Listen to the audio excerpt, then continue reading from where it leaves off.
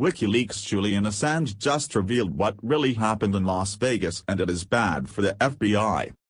Wikileaks' Julian Assange just revealed what really happened in Las Vegas, and it is bad for the FBI.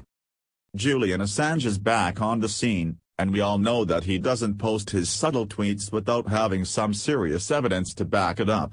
While speculation has run rampant on social media forums as to what actually happened in Las Vegas, we can now be assured that Assange knows something and fully intends on showing us exactly what that something may be. Questions seem to be more abundant than answers this time around, and that is what most likely can attribute to the mass influx of regular people trying to solve the mystery by any means necessary. We have seen things ranging from green aliens to the very same thing that Assange is alluding to. The FBI was responsible.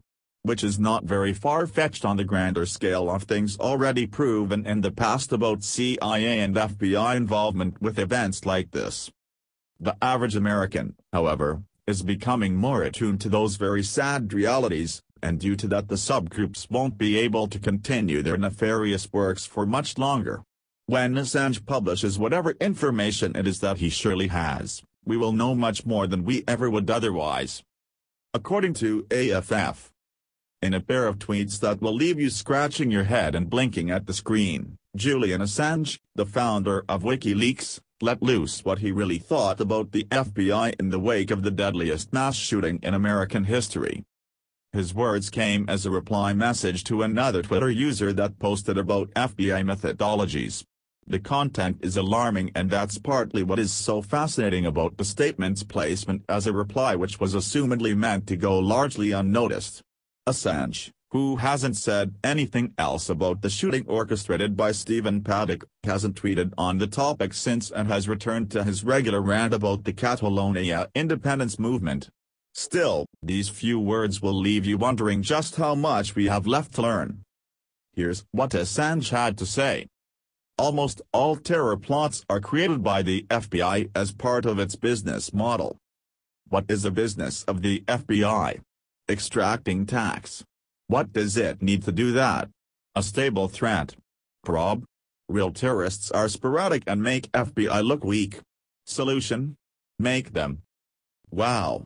The implications here are rather damning, particularly in the aftermath of the Mandalay Bay massacre. Truth be told, the FBI does in fact have a long history of giving mentally deranged individuals weapons and then arresting them for plotting attacks. This is well documented, and there is often some news segment discussing the latest sting conducted by federal agents resulting in the arrests of a radical or potential domestic terrorist. In a number of cases, the FBI have facilitated the procurement of explosives even. The risks involved in these high-stakes setups must go without saying. If anything goes wrong, people die. Take for example the gun-running scheme conducted under the operation named Fast and Furious. Acting under the theory that weapons could be used like a medical tracer at a hospital, guns were injected into the cartel system by federal agents that sold them to the gangs in the hopes that they could trace them back to the organization. The results were abysmal and people died, some of them were border agents. Assange had more to say. The FBI is giving guns to the mentally ill to attack people, then leaping in to save the day, cameras rolling. What a bunch of jerks. Linking to an article from Business Insider, Assange conveyed one of the darker tendencies of federal agents: encouragement. In many cases, agents will seek out people who have somehow demonstrated radical views, and then coax them into plotting an act of terrorism, often providing weapons and money. Before the suspects can carry out their plans, though, they're arrested.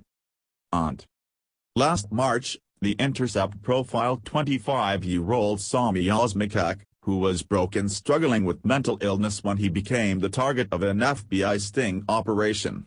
The FBI provided all of the weapons seen in Osmakak's martyrdom video, The Intercept reported.